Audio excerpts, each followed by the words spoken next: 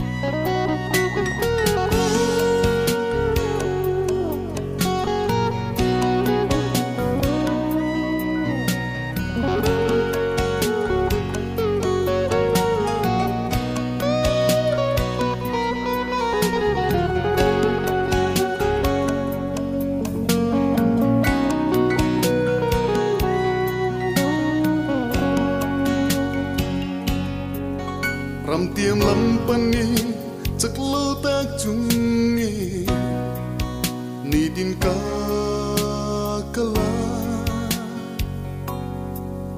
maseo lalpa chimbuai tuan tam kakal thiam lo setaman ni din min be nang makal bo sam turi mase chat lo per lai po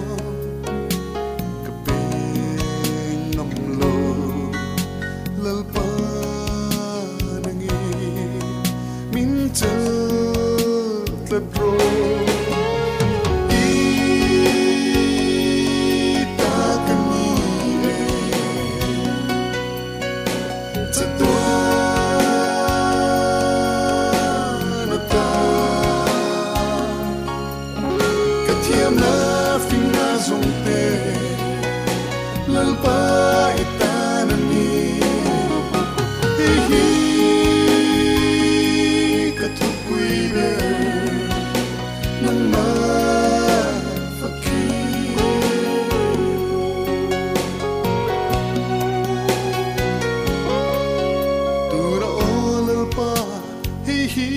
Kashia lom thu ka hil che katlin lo anga nangin min pom min lo du si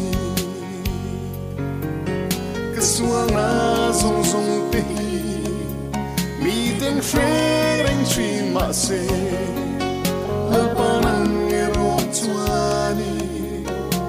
itui yursi ifa naina kafa fuwa ita kani satwa natra na finna zong te lalpa ita nani hi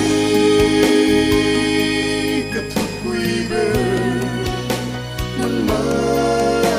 fakir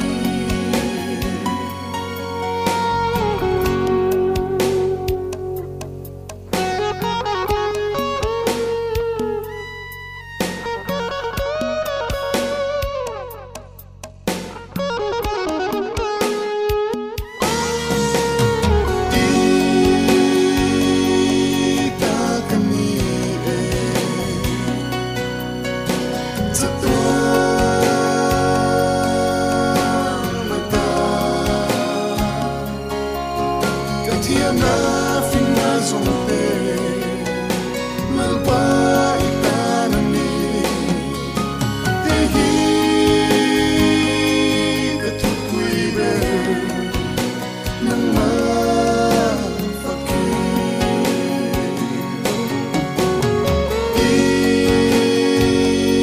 ita kani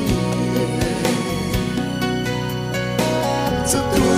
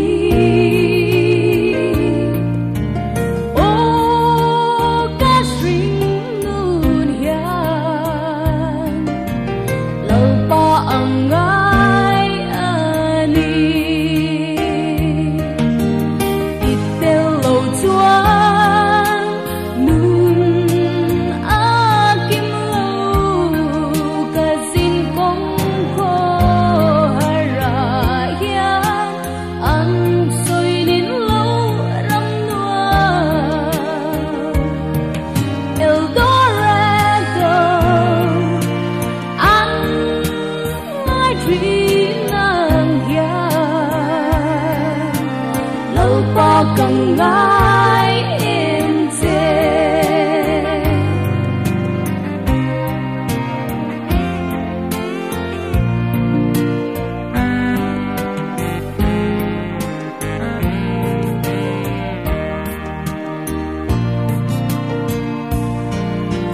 mà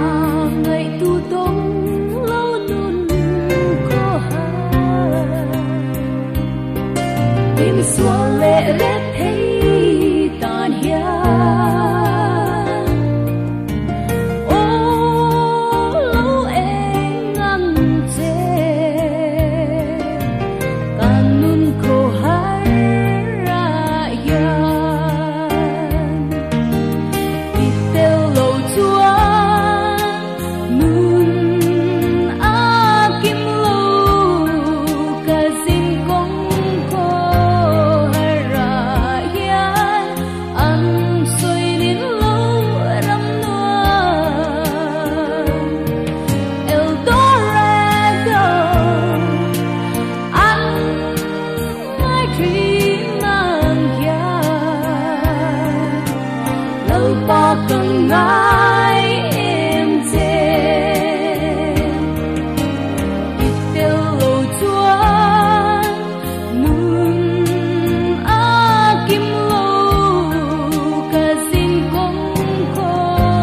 hai ra yan ăn xuôi đến lâu rắm nuông Eldorado ăn ngay khi mang ya lâu ba càng ngái em dê lâu ba càng ngái em dê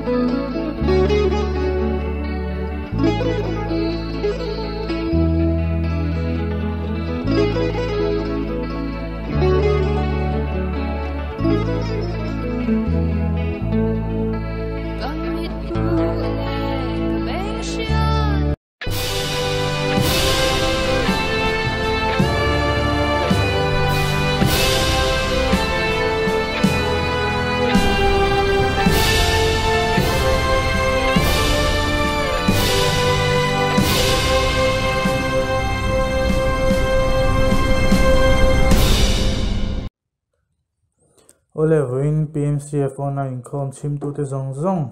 kanal pa Isu Krista min chibai ka bu ka cheu kan khom te kan lo tran don tonga pathian tu thiang ni mi lo ngai thlang u zo hanabung li chang som ni pakata tonga ni thum tin isuan a hne na meichia ka thu oi ro he tlanga kherlo po Jerusalem kho a kherlo po pa chibai in buk khun a thleng don ta nangnin in hriat lo chibai in buk thin keini zongin kan hriat chu chibai kan buk thin chan himna juda te hnen ata alo chuak don sia chuti chuan a hun a thleng don ta tuna po a thleng to mek chumi huna chuan pathian chibai buk tu tak tak ten tharau le ti tak zitin pa chibai an bukang pa in chu tiang mi chu a chibai buk tu turin a zong ani alpan kan zata ma min som sak ro se tian ma konin lo tong trayang alpa veini dom tak ngui te min mu tir le a ti join alpa vein online khom ne le thei tur te po a alpa taksa dam na te po alpa nangin pek le vain lom thukin hrit chel pa kanin khom bul changa top thlangin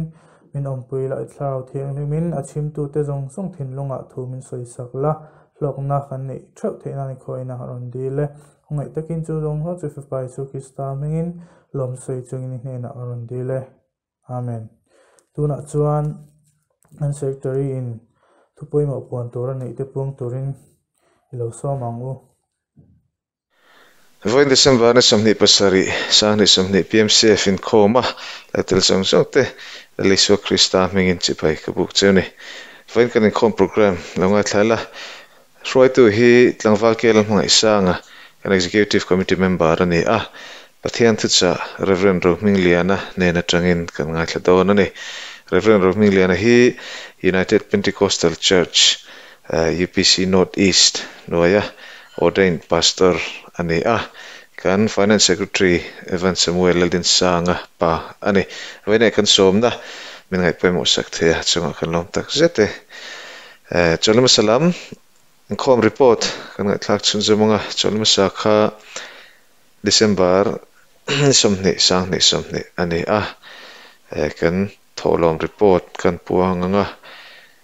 in khom tholom train cheng sang kha zariat somnga alaluta bu fai trama cheng zariat le somnga chuan kan tholom zong cheng sang ni le zasari ani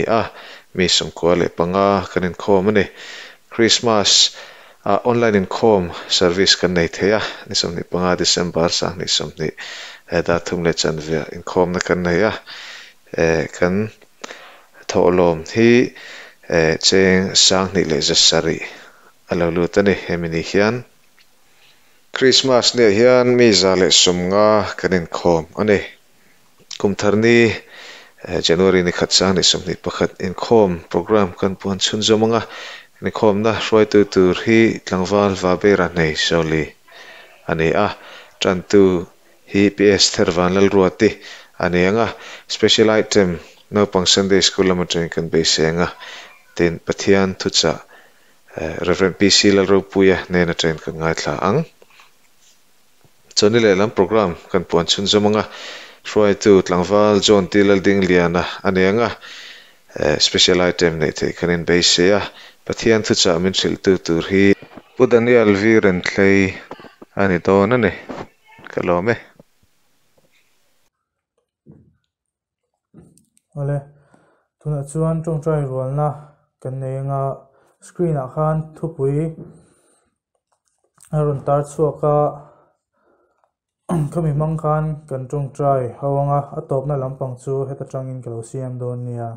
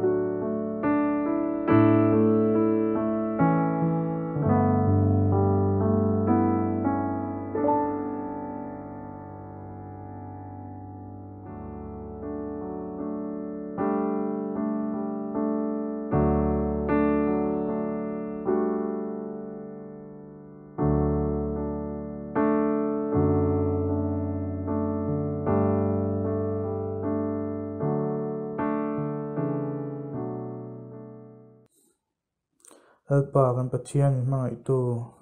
kan du le kan mamo te ihne na ngaron thlena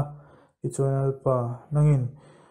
nangin mi ngai thak sakla nang chu khongai tu pathian tong traina chang tu pathian ni ti kan sia alpa ihne na ngaron thlen te jong song khal pa nangin rim tu amin pom sakin nangin malmin som sakang che khongai takin chu jong chu pa su Krista mingin lom tu sai chung ni ihne na ngaron dile amen ole tuna chuan kan thu sai tu tur kan ko anga Reverend Roming Liana pathian chu cha pong chuak turin lo somang le kan pathian ro pui le thiang lim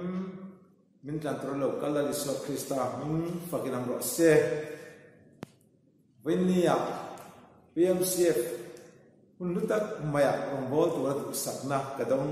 hikalok tak set ani insa inal pan masom churo se thu pui pui mo tak mai vinia sei tu ta na kan khan chu chan daw na ming i suwa ti ani anga pathian thiang him lo ngai khang u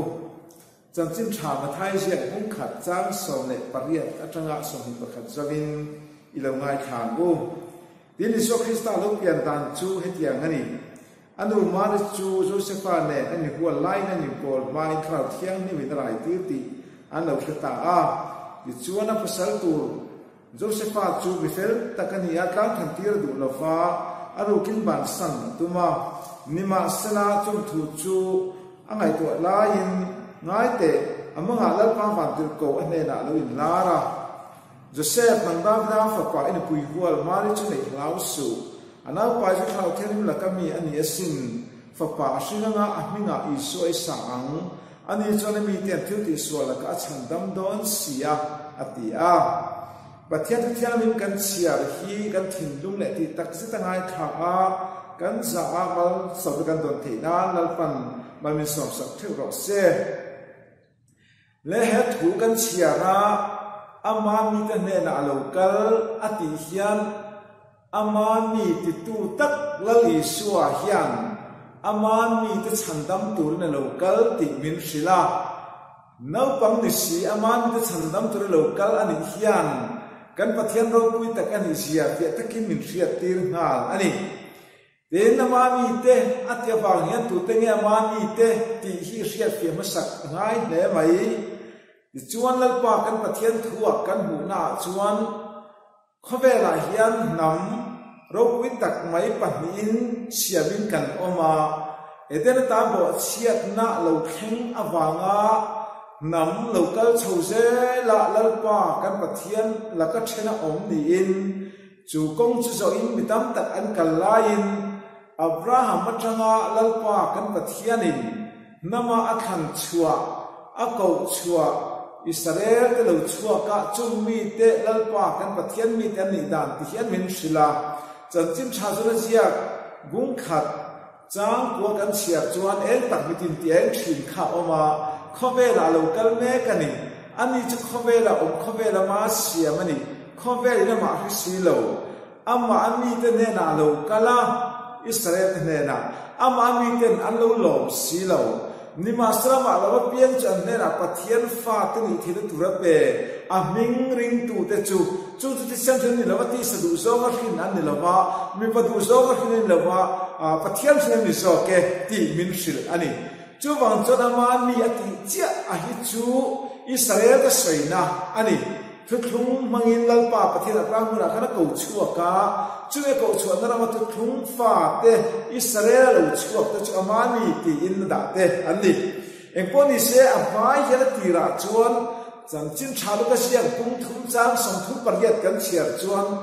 adama pathian na siang khan adama chu pathian fa ani ti in record kan hu ani chu wang chuan adama pathian fa chu lalpa pathian in eden huan moi taka ada lai khan thei ei tur tin reng te pe in wan lai taka thing om ra chial a thakira theira ero chu i ei tur ni lo i ei chuan ei ni la lan thi tur ni ti hi lalpa pathian da sakat thung ani chuti me klai chuan in lalpa kan pathian ma a chu thei ei mi lo tu ei tir turin dia bola chu runin lo lu ta a chu chuan khem na mak tak mai an chung aron khanin ei lo turlal pan ei chuan thi nge na ti chu thi te se ei ni pang chu mi ta lo waranga che thai pathian ani ang don ti pathian khereng ani chu ti in an sei ta a chu tang che chuan an thin lum chu khema lo amin lalpa in nei chuan ni la ni thiang ti nge chu ei nan thi pui tatlat maya eten hura om tlak la fa mai lalpa in ta ka wa ni eten hura ta chu no choi nan lo om ta awan ra thak em chu thu se ti nge ni ti khiat tin na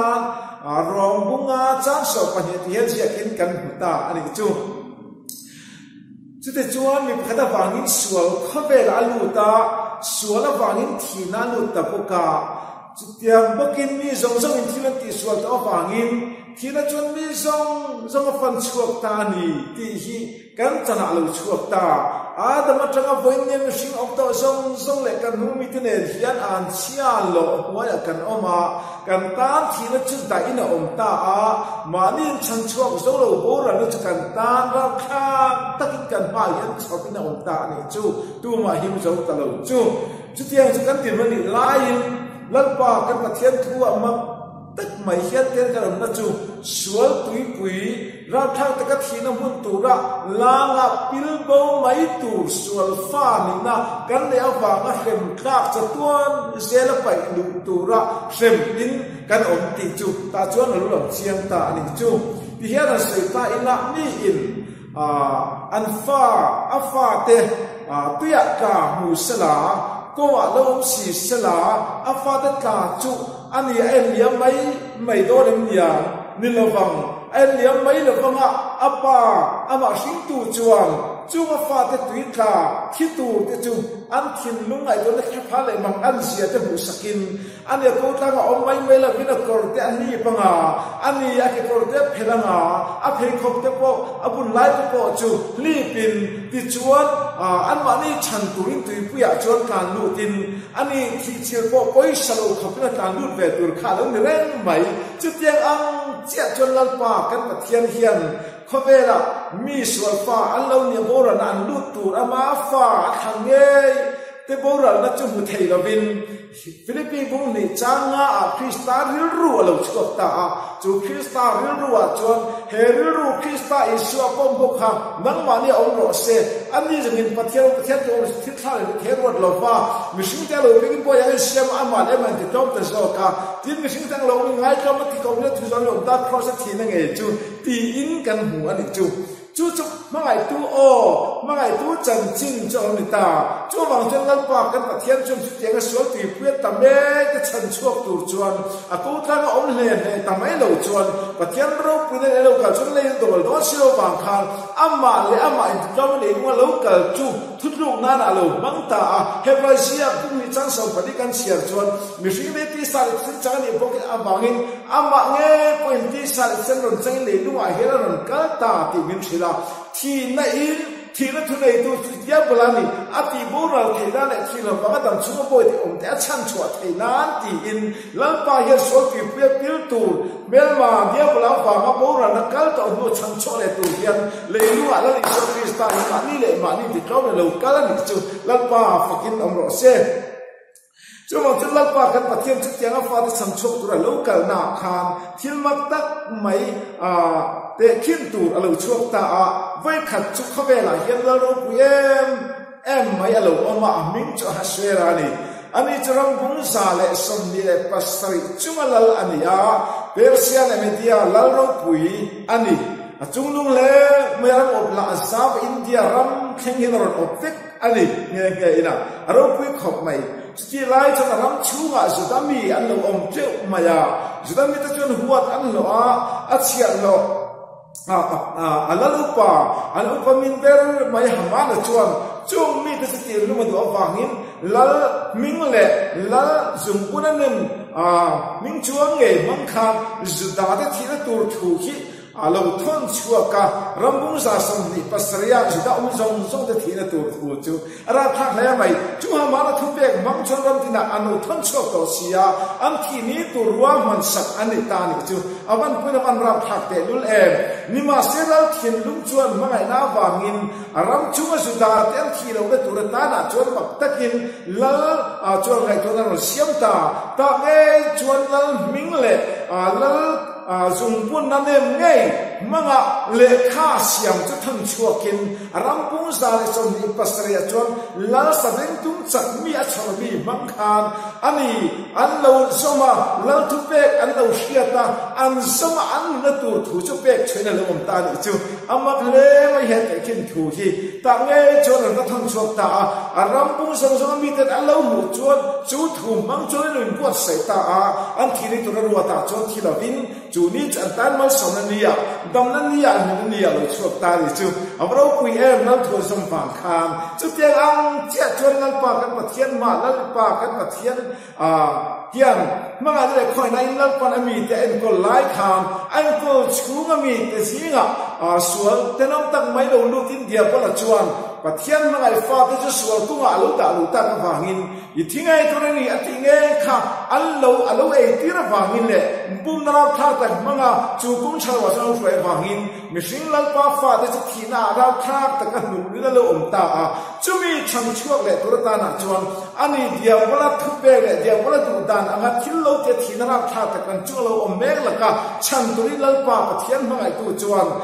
heru kristai so om tan ti tak chan tur lal pa kha be local tu hian lal pan remaron ruat ta ali chu amak le mai ti chuan chu lal pa pathian ram ruat na chu le van lal ber mai ram bung sa som ni pasri mai pon to lo khabel ram zong le nam tin trong tin mi tin khian kan le lam chung zong om mi sing te ani eden bo chian na ta lo kal chu suan wana anian sa a thin ai na fan chua bek te chan chuak tu hian lalpa kan pathian chon remaron ruat be ta thunga ti chuan a ming ro pui tak mai ami tan thil ti sual ka chandam don ti isua an phu nge mai khan ami ti an thil ti sual ka chandam tur khan aming thiang lim mangin ani aming thiang thil ti thena mange khan chan chin cha chu khobel ram ti na be chua turin lalpa kan pathian chon remaron ruat ta ti hian chan chin cha mar ka zia bung so le por chang so nga kan sia chon khobel zong suma kan thil siam zong le na chon chan chin cha hi sil ro aringa baptisma chang chu chan dang omanga aring no ro chu thiam no chen an omang ti in khobel zonga lalpa isu krista mingin chan chin cha hil veka ya chu ta aringa piang te chuan lalpa khoina wanga an sual ta singa suangai dam nana aming thiang lim thil ti thena nge chu so ngai dam na baptisma changa mal samro pi tak an dra thau pe tiam donga swala ka chan dam ani theinan khan lalpan remalo ruat ve ta baro pu yem lalpa fakin amro se chu pathian na thona ro pi tak noya chuan ani lala seran sabeng tu sakmi banga rambung za som ni le pasri lai athan chuaka an kan sung chan chua an lo nia an thu ken lo oi to pian ken chan dam nan huang kham lani so kan pathian lo pi ta ka po chuan ami te chan chuak tur khan ama tur ko rual ta chu nam tin tin trong tin mi tin le na cham chim cha ama min thiang lima puwa kal chuaka khil ve alo oi pian ten chan dam na an chan ve thile tur tan khobel ram tin ken na tu na yan missionary le ki chuakin rong bol na tha me kin indo tu thang lo thang me la lalpa chan chua ta lo dana lalpa ram lu theina tu la nom bol tu ter fe chuak me ani chu abro pui em le chu ming ro pui tak mai chu ming som le chu nung ber ani awang khan bible chuan philippi bung ni chang sri chang ya ber kan chiar chu hian lalpa pathian tho kan hu kha alo chuak ta ni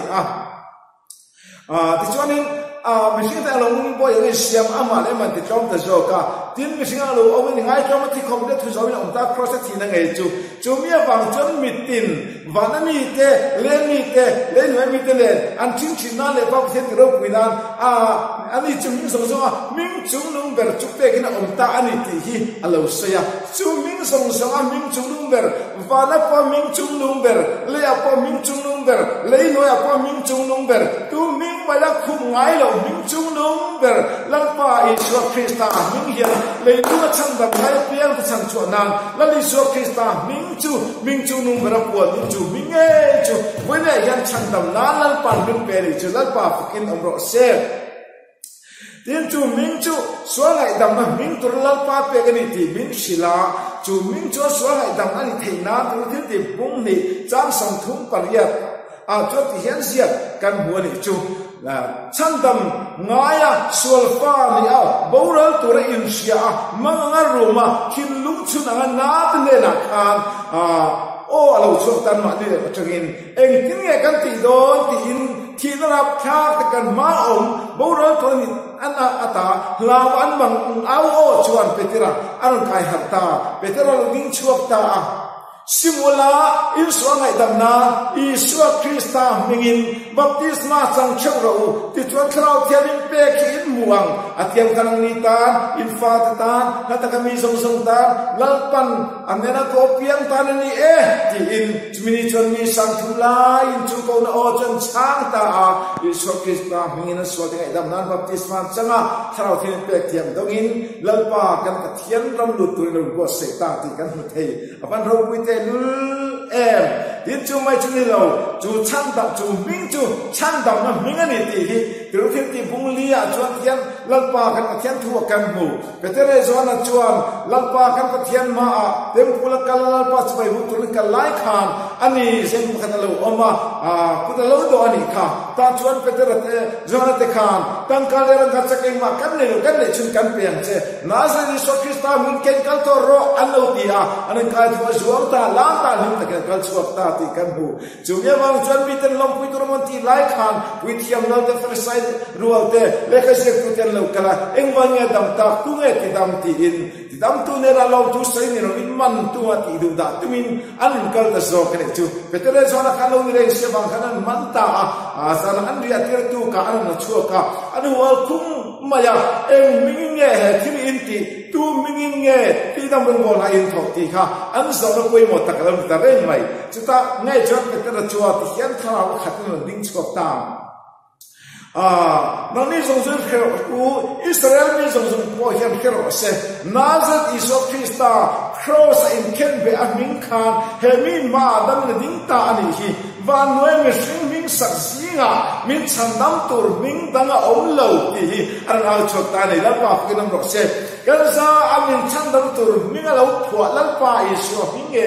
kan sa amin chandam tur ta na pe kan sia he una po hian pe kin kanam ta van noya mi sing ming sak ro pui tak tak lal ro pui lal chung nunga ani ming ro pui tak tak tam tak om ma se chu chan da na minga man an ni lawa chan da na minga ta na pe chu ami tan thil ki so la ka chan dam don tu in ni mo ya ama ming e in ti kan muang khan ama ming Isu Krista ming chu nge chuan chan dam na hi kan ho do na lo ni ti min shin ani chu tin chu mai chu ni lo thil ti thega ming tur lan pa pe ka ni chan tin tha mar ka sia bu som paruk chan som le pastor kan sia chuan ka mingin ram huai tan no chua ka nga trong thar te nan trong nga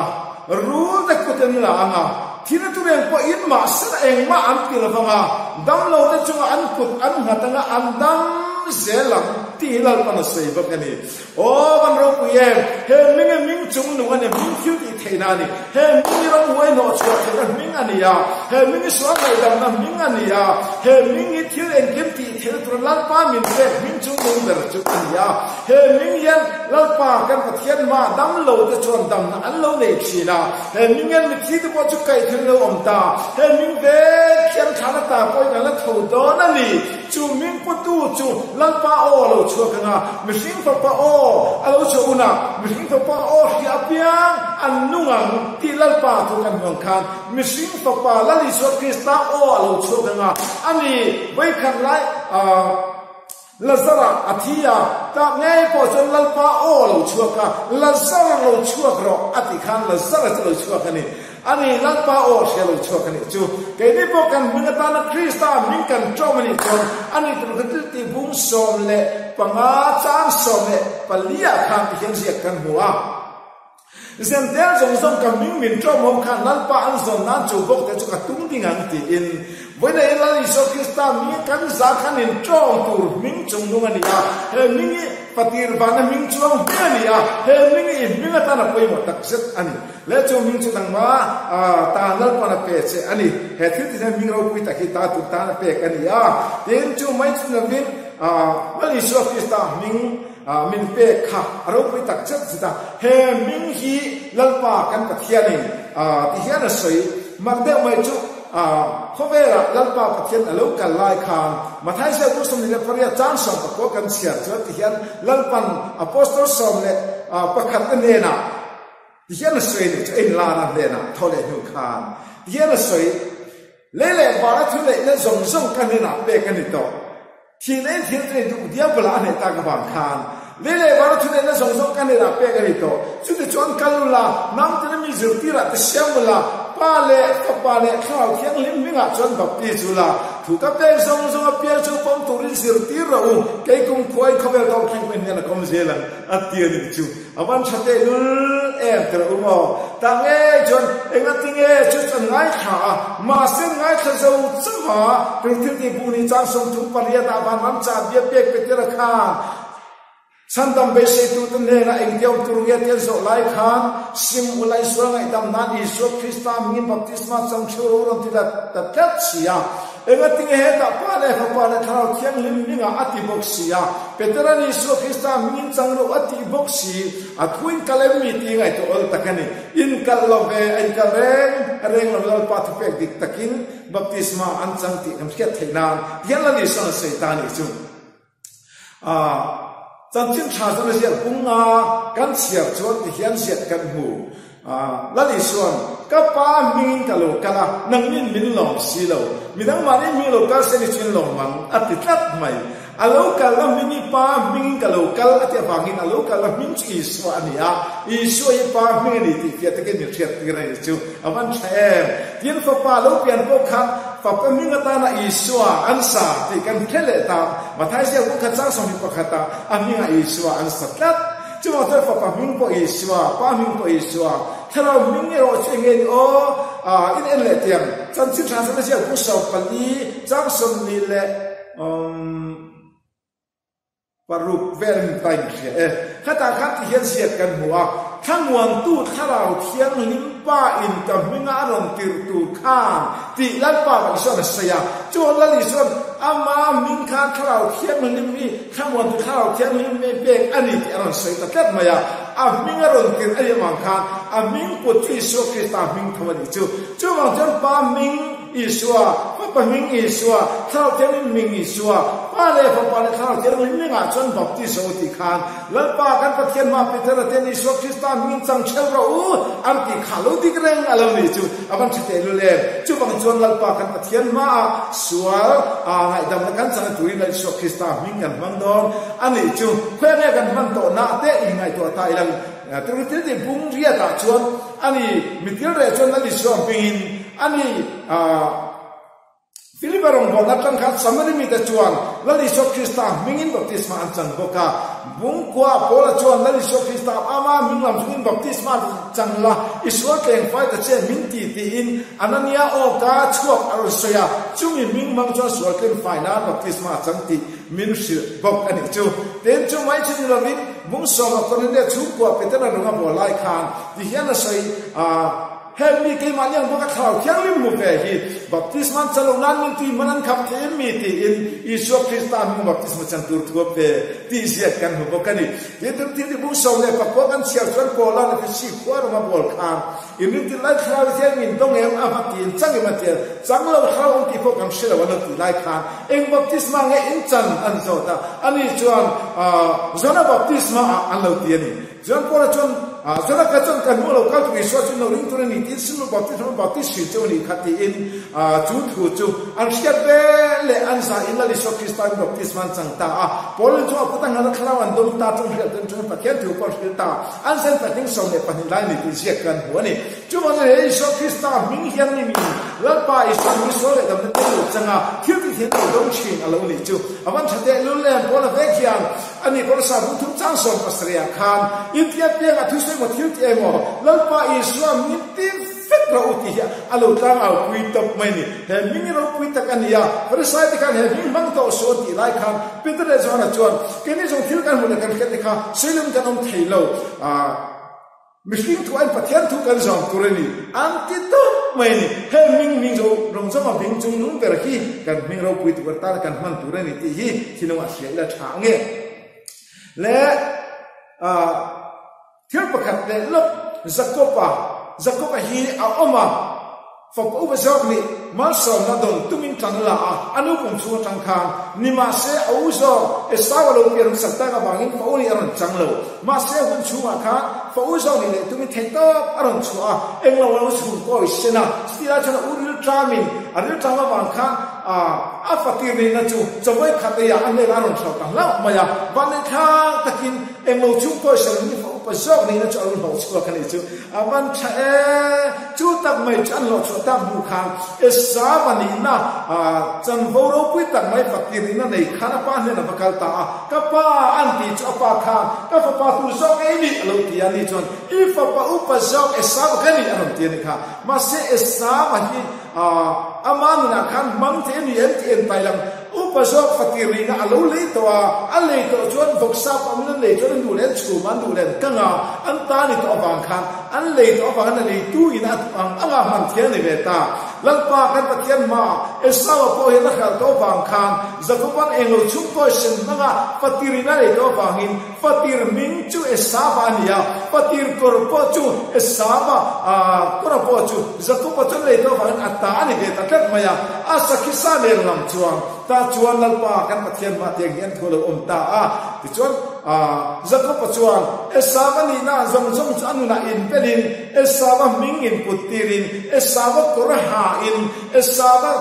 สักกิสานเก่งบุกขานเอสาวาโอ้จวนประเทศเลยว่ามาเสเอสาวา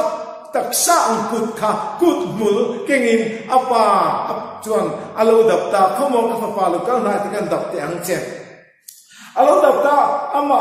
ไอ้สาวทวมอังอากุดเนี่ยกันเอ็นตาอันนี้ตาสุดลุ้นมุตสีฟ้าจุสักก็นี่มาเสตักจุเอสาวานิสิตีอินสาวานิให้เราปวนสักตาที่จวนเอสาวานินะตักเอ็มตีจุอินปอมสินนั้นมันส่งตรงเลยเจ้าตัวข้างเขาบอกกับฟ้ามินฟอกเตตีอินอันกูนายอันอินปอมสินเจ้าข้างฟ้าเอสาวากรจุลูฮักเสียบางข้าง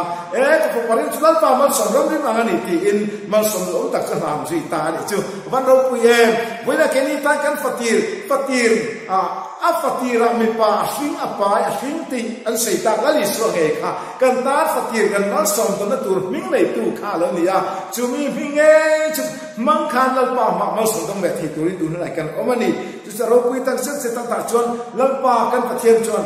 มิงทิวที่เธอเราคุยตั้งมังเอกค่ะที่เฮียนเสียกันหูกระเทียมบุตรจ้าส่งในภาษากันเสียจนอินซีน่ะคริสต์อิสวาบัพติศมาจังเปียงแต่ค่ะคริสต์จนอินทวมโตที่เสียกันหัวจนเสียจนอิสวาคริสต์กันอินดาลูเวทับมังไง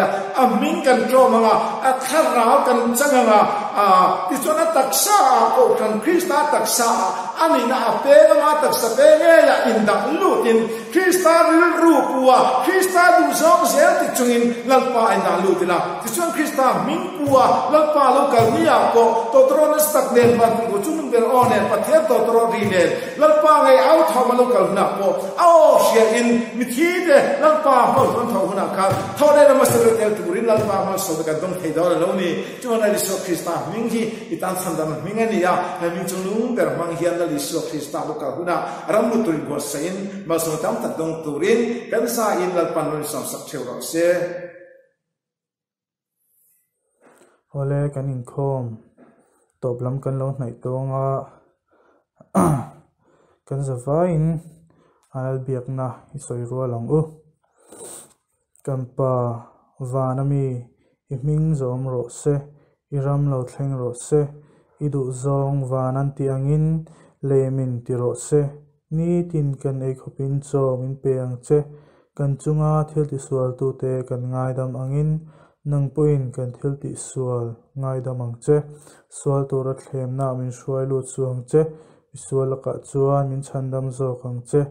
ramte thil ti theina te ro puina te chatuan itani sia amen